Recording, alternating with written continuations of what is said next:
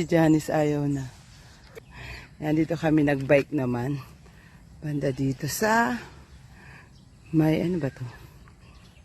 Bike for my pag may time. Nakakapagod. Ayan. Dito sa may paakyat ayaw na ni Janice kasi pagod na siya. Ayan, yan o. May mga bahay na dun sa taas. Hi! Ayan si Janice. Nakaano na yun, gusto nang umuwi. Ako nagbabike pa. Ayan. So, bike naman tayo. Ang ganda, oh.